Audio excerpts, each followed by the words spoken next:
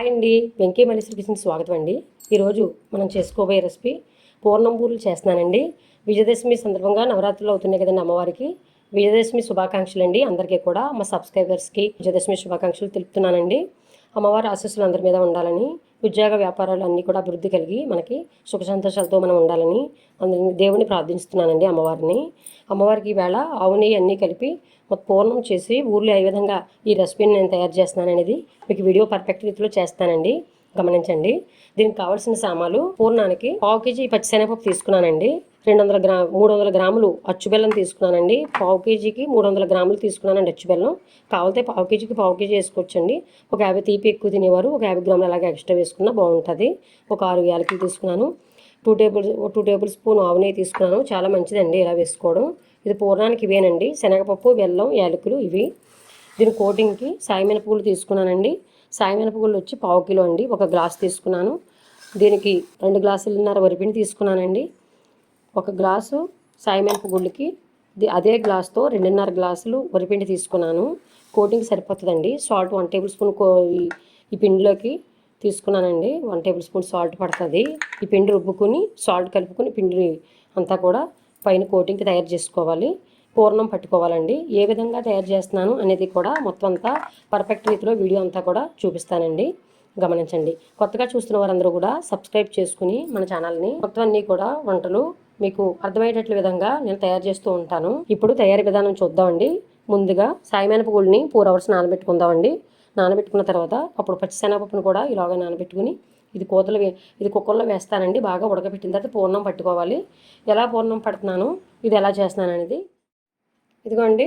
ఆ సాయి మినపగుళ్ళని 4 hours నానబెట్టుకున్నానండి. ఇలా నానాయి. ఇప్పుడు ఇవి మిక్సీలో వేస్తాను. ఎలా రుబ్బుతున్నాను బూరెల పిండి అనేది కూడా మీకు చూపిస్తానండి. ఇదిగోండి పచ్చిశనగపప్పుని ఇదిగోండి ఒక 2 hours నానబెట్టుకున్నాను.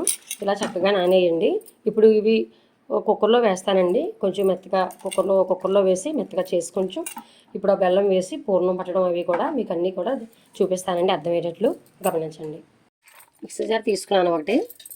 పప్పు వేస్తున్నాను. బూరెలు రుబ్బుతున్నానండి. మిక్సీలో వేస్తున్నాను. గ్రైండర్ ఉన్నవారు ఒక గ్రైండర్ కూడా చేసుకోవచ్చండి. గ్రైండర్ ఉంది, టైంని బట్టి చూసుకోండి. ఇదిగోండి వాటర్ దబాలు కొద్దిగా వేసుకోవడమేనండి. మనం ఇడ్లీ పిండి ఎలా వాడతామో అలాగేనండి. కొంచెం గట్టిగానే ఆడుకోవాలి. కొద్దిగా వేసుకోవాలి. వాటర్ మధ్యలో చూసుకుంటూ ఉండాలండి. ఇదిగోండి మూత ఆన్ చేసుకున్నాను. ఇదిగోండి ఇలా చూసుకోవాలండి. ఒక ప్లాస్టిక్ గరిటె ఒకటి తీసుకుని చూస్తున్నాను. కరెంట్లో ఉంది కదండి, జాగ్రత్తగా ఉండాలి. ఒకసారి ఇంకా కొంచెం రుబ్బుదామండి. ఇదిగోండి ఇలా మెత్తగా రుబ్బుకోవాలండి. చాలా చూసారా చక్కగా ఎక్కడ కూడా ఓ బద్దలు లేకుండా మెత్తగా ఉందండి. ఈ రకంగా రుబ్బుకోవాలి. తీసేద్దామండి. ఇప్పుడు ఆ పిండి అంతా కూడా ఇలా మిక్సీ పట్టుకున్నానండి. చూసారా ఎంత చక్కగా ఇలాగా మిక్సీ పట్టుకున్నాను. ఇప్పుడు వరిపిండి ఉంది కదండి, తీసుకున్నాం కదా, ఇదిగోండి అది మెల్లిమెల్లిగా కలుపుకోవాలి.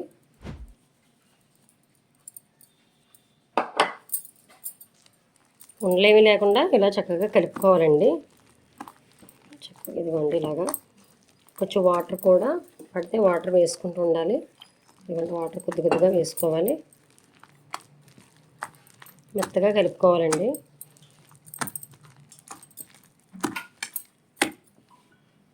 ఇదిగోండి కలుపుకున్నాం కదా. ఇది కొంచెం పిండి ఉంది కదండి, ఇది కూడా వేసేద్దాం. సాల్ట్ తీసుకున్నాం కదండి, 1 టేబుల్ స్పూన్ సాల్ట్ వేస్తున్నానండి.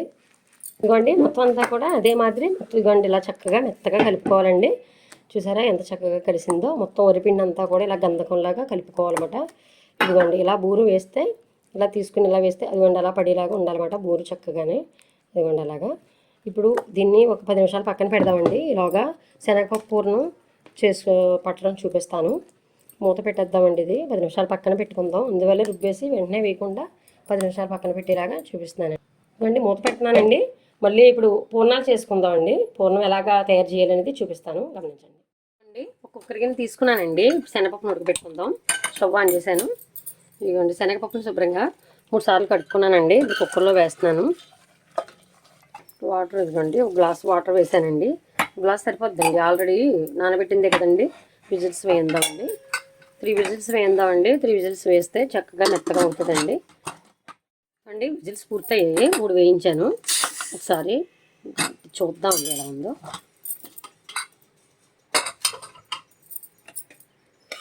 ఇవ్వండి పప్పు అంతా కూడా చక్కగా ఉడికిపోయిందండి. ఎక్కువ చూసుకోవాలి కొంచెం. ఇవ్వండి మెత్తగా అయిపోయింది చక్కగా. ఇప్పుడు కొంచెం ఎక్స్ట్రా వాటర్ ఏమైనా ఉంటే తీసేద్దామండి. ఇప్పుడు పక్కన పెట్టేసుకుందాం. కొంచెం మెత్తగా మెత్తుకుందామండి. ఒక పప్పు గుత్తి తీసుకుని ఇదిగోండి పప్పు గుత్తి సాయంతో చక్కగా మెత్తగా చేసుకుందామండి. మిక్సీలో కూడా వేసుకోవచ్చండి. బాగా మెత్తగా అయిపోయినా బాగోదండి. అటు చిన్న చిన్న బద్దల్లాగా లైట్గా మెత్తగా ఉంటే సరిపోతుంది. ఇదిగోండి ఒక ప్రసాద పూర్ణం పట్టడానికి ఒక గిన్నె ఒకటి పెట్టుకున్నానండి. ఇదిగోండి కొంచెం వాటర్ వేస్తున్నాను. 2 టేబుల్ స్పూన్ అలా వాటర్ వేసానండి. ఎక్కువ వేయకూడదండి, కొద్దిగా బెల్లం కరగబెట్టడానికి అనమాట ఇది. ఇదిగోండి బెల్లం తీసుకున్నాం కదండి, ఇలా మెత్తగా చేసేసుకున్నాను. బెల్లం ఇప్పుడు గిన్నెలో వేస్తున్నాను.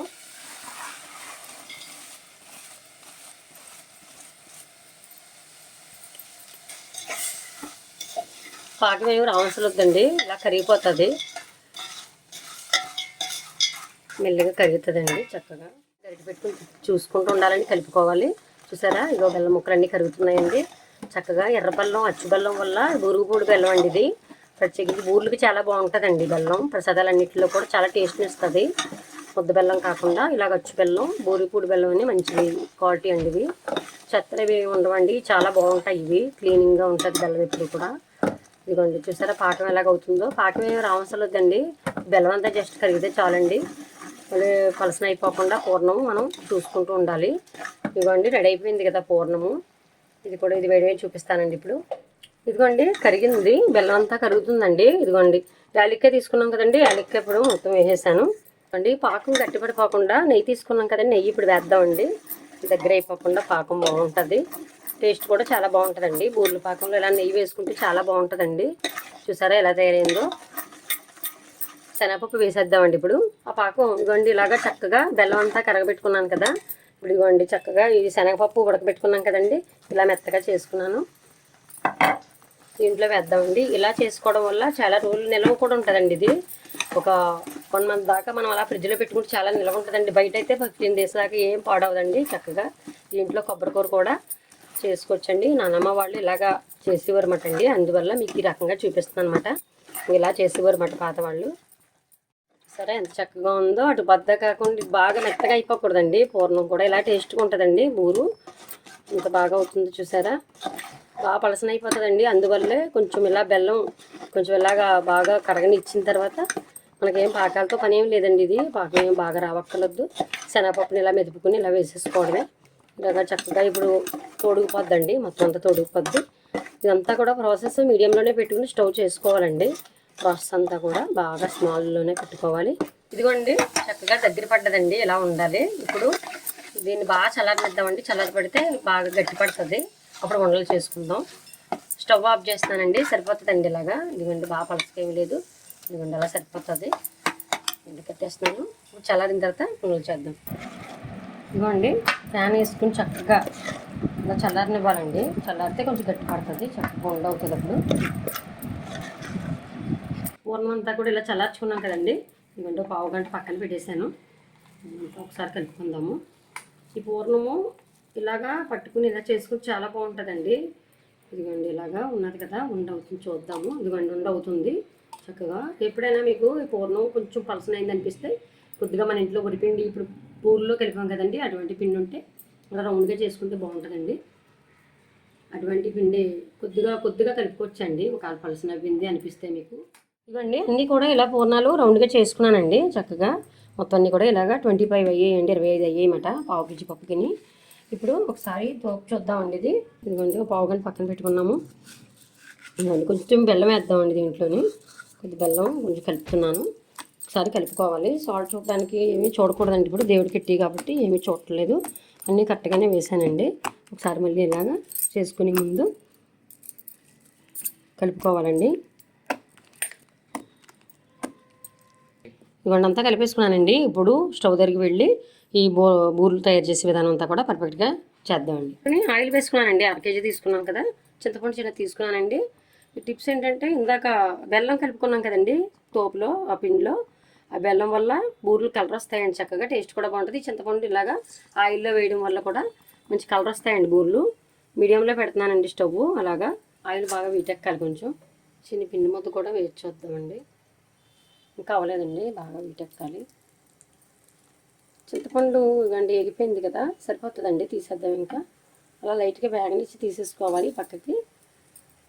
చిన్న పిండి ముద్ద వేసాం కదా, ఇంకా బాగా వీటెక్కాలండి, ఆయిల్ కొంచెం వీటెక్కాలి. ఒక న్యూస్ పేపర్ వేసుకుని చిన్న ప్లేట్ పెట్టుకున్నానండి బూరెలు నూనె అబ్జర్వ్ చేయడానికి. ఇవ్వండి పిండిని ఇలాగా పూర్ణం వేసుకుని పిండిలోని చక్కగా ములిగేటట్లు మొత్తం అంతా కూడా కోటింగ్ చేసుకుని ఇదిగోండి అలాగా వీటైన నూనెలో చక్కగా వేసుకోవాలండి. వీటైంది కదా ఆయిల్, దాంట్లో చక్కగా వేసుకోవాలి. ఇదిగోండి అలా వేసుకోవడమేనండి.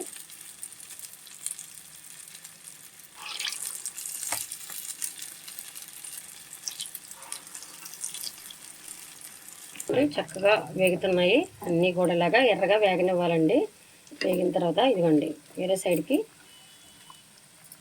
సైడ్కి తిప్పుకోవడమే. ఇదిగోండి చక్కగా వేరే సైడ్కి తిరిగేస్తున్నాను. ఇవన్నీ చూసారా ఎంత చక్కగా కలర్ వచ్చాయో. బెల్లం అయ్యి కలపడం వల్ల ఈ పిండిలో కొద్దిగా చిన్న బెల్లం ముక్క మెత్తగా చేసి కలిపాను. తర్వాత చింతపండు కూడా ఆయిల్లో వేయడం వల్ల మంచి కలర్ వచ్చాయండి. చాలా బాగా ఉన్నాయి చూసారా కలరు. చూసారా మంచి కలర్ వచ్చాయండి బూరెలు. ఎర్రగా ఇలా కలర్గా ఉంటే బాగుంటాయండి. లోపలంతా చక్కగా ఉడికి మంచి కలర్ వచ్చాయి. ఇప్పుడు ఒక ప్లేట్లోకి కాగితం వేసుకొని చక్కగా ఇదిగోండి దీంట్లో వేసుకుంటున్నాను. అదేవిధంగా అన్నీ వేసుకోవాలి. ఇంకొక వేయడం చూపిస్తానండి. అలా చక్కగా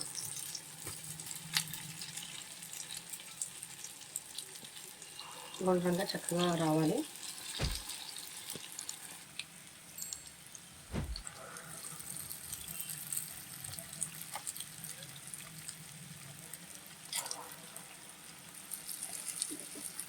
కలుపుకోవాలి. ఇవి వచ్చేసారా చక్కగా రంగు వస్తున్నాయి, మంచి కలర్ వస్తున్నాయి.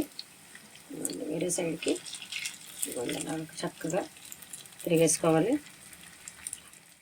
అన్నీ అదేవిధంగా చక్కగా వేపుకోవాలండి. చూసారా ఎంత చక్కగా వేగుతున్నాయో, ఎర్రగా చక్కగా ఉడుకుతాయండి. లోపల బాగా ఉడుకుతాయి, బాగా వేగుతున్నాయి, గుండ్రంగా చక్కగా వస్తున్నాయి.